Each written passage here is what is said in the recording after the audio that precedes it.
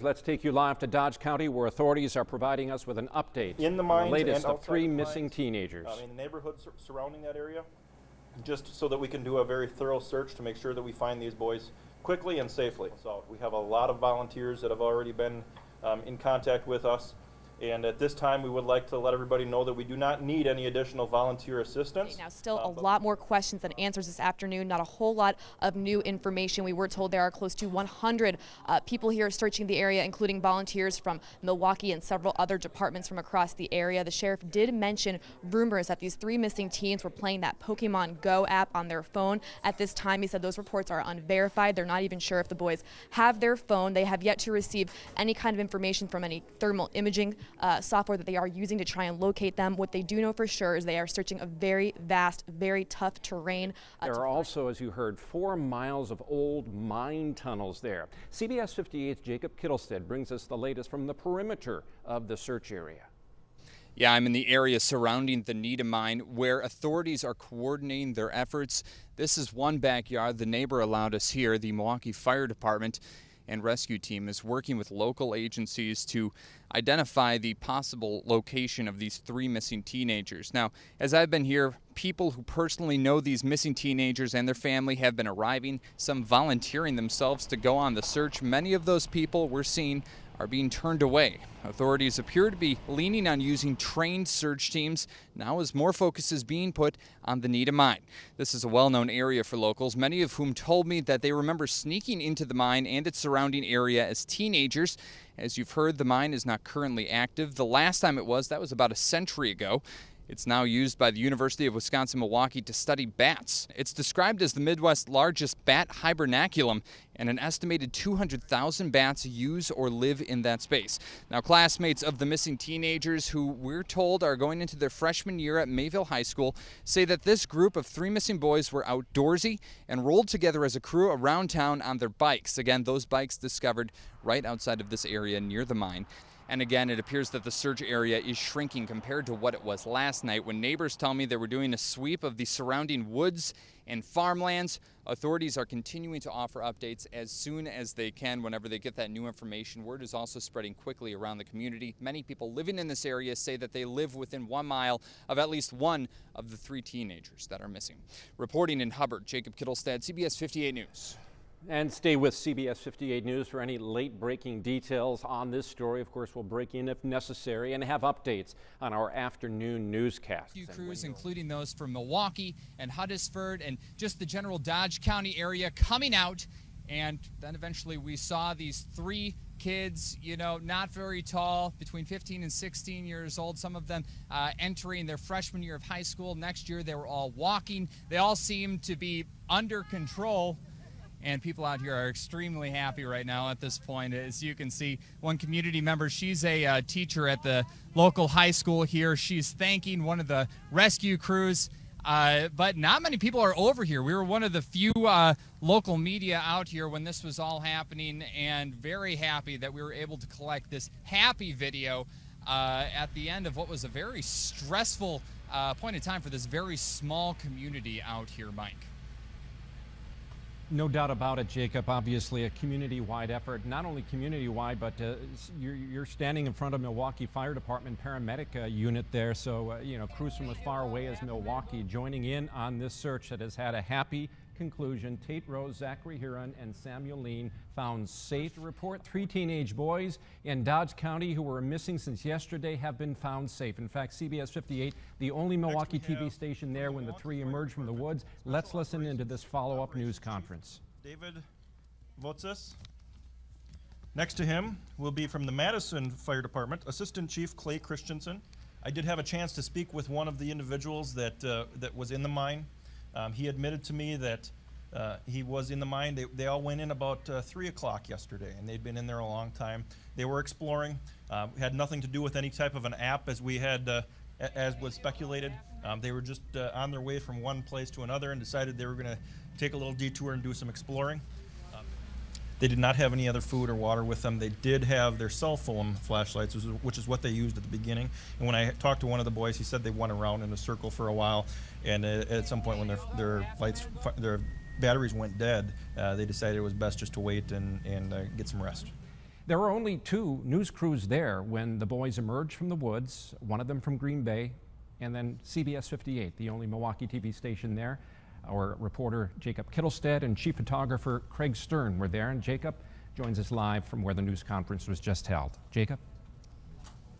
Yeah, as you just heard Sheriff Schmidt say, these boys were taken out of the mine. No clear injuries. They're with their families right now, but we were there, saw them coming out of the mine, and let me just describe to you the condition that they looked like they were in. First of all, they looked slightly tired, blinking their eyes, kind of grimy, dirty, after spending the entire night in the Nita mine. Again, that's owned by the University of Wisconsin-Milwaukee and is known as a bat hibernarium, home to more than 200,000 bats. That's the estimation. So we haven't spoken to those boys yet. We don't know what kind of experience they had there in the dark overnight, but we do know that they were taken out safely. You saw this video first on CBS 58, the only Milwaukee TV station rolling as the boys were escorted out of a wooded area. The teens went into a mine tunnel, got lost. They were found around 1 o'clock this afternoon, much to the relief of their parents and the folks who were frantically searching for them. CBS 58's Jacob Kittelstead live in Dodge County with the latest information. Jacob?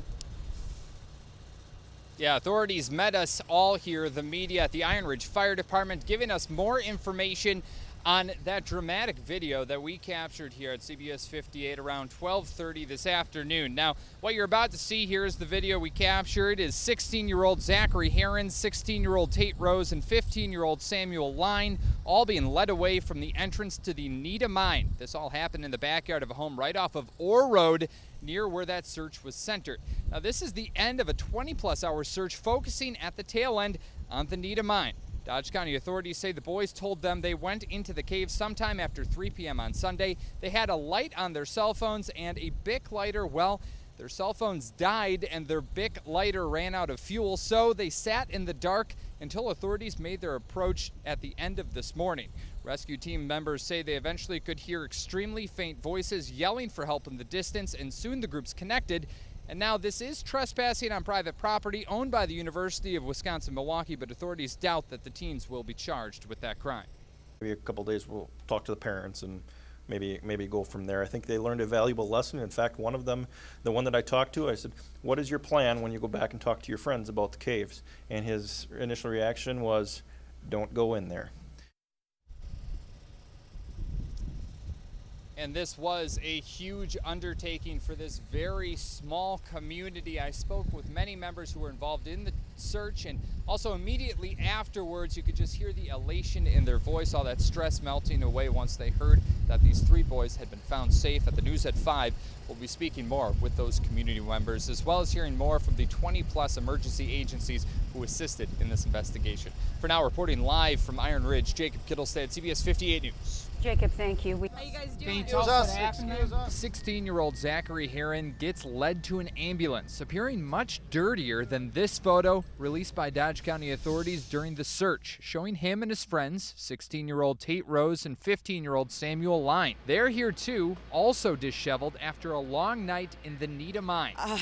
I can hear breathing in the town again, so I guess I'm doing some of that right now too. The one that I talked to, I said, "What is your plan when you go back and talk to your friends about the caves?" And his initial reaction was, "Don't go in there." Authorities say they found the boys a few hundred yards into the mine in pitch black conditions. The group had cell phone flashlights that died and a Bic lighter that ran out.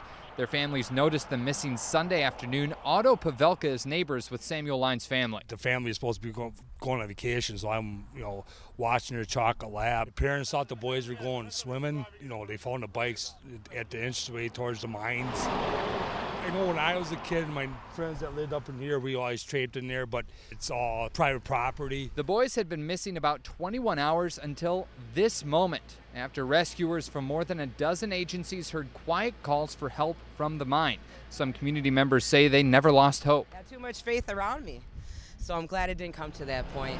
While authorities, although happy, are looking for ways to keep this kind of trespassing at Nita mine from happening again. I am sure the University of Wisconsin is very interested in keeping people out of these mines. I am sure they'll put additional resources into making sure that this is a little bit more secure. Excuse us. Fortunate we were able to find these 3 teenagers when we did. And Dodge County authorities do not believe that they will pursue charges against these teenagers for trespassing. And also, as far as injuries, they say that those teenagers only had a few minor scratches, bumps, and bruises, nothing too serious at this point. So again, a very happy end to this story out here in the Iron Ridge area. Everyone very happy with today's outcome, especially the parents of one of those 3 teens. CBS 58's Kristen Barbarisi talked to a father tonight about the past 24 hours. It was a sleepless night for the families of those boys as they awaited word on their condition, and one father tells me he can't even begin to describe the relief of knowing his son was safe. Threw my water bottle up. Yeah, it was good. A reunion Steve Line and his family prayed for all night came around 1 Monday afternoon. Sam Line and 2 friends found safe inside the Nita mine. He was shaky. Yeah, relieved. Yeah, relieved to see everybody and who, and everybody that was, looking for him and actually praying for him. Steve says the boys found an opening in the mine and slid inside, but couldn't get back out.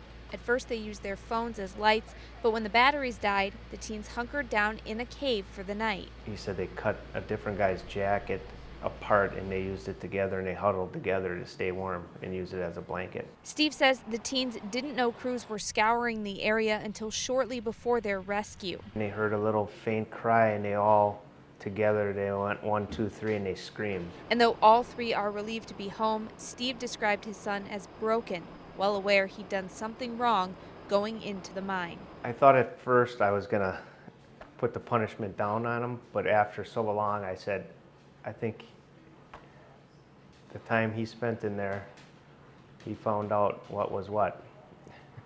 So, sure, we'll talk. Steve Line says during this whole process, the search and rescue crews took incredible care of his family, and he is so grateful for all the time and effort they put in searching for those boys. Reporting in Iron Ridge, Kristen Barbarisi, CBS 58 News.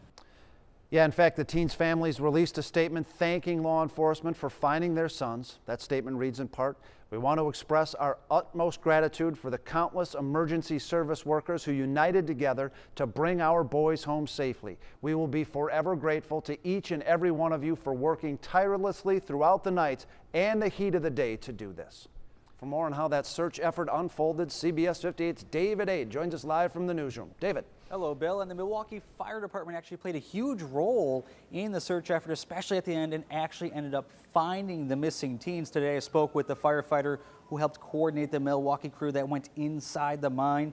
He said they are part of the specially trained heavy urban rescue team. They usually respond to severe car accidents and other confined space rescues. Yesterday's mine rescue may be a first in the modern era of the Milwaukee Fire Department, and one of the team's directors says they've never specifically trained to pull someone out of a mine. They call us when it's complex and crazy. So the training and the experience that they drew on was the years of experience of pulling up to other incidents that were out of the ordinary, that were out of their comfort level. So 10 Milwaukee firefighters actually went into that mine to find those, and about 45 minutes later they came out with the 3 missing teens. Tonight we learned that 3 teenage boys who spent a night lost in an abandoned mine will not be cited for trespassing. UW Milwaukee, which owns the mine, decided not to pursue charges because it felt the boys had learned their lesson. Tate Rose, Zachary Heron, and Samuel Line decided to explore the mine in Dodge County on July 10th. They slipped into a hole and couldn't get back out. A massive search party was launched. The boys were found about a day later unharmed.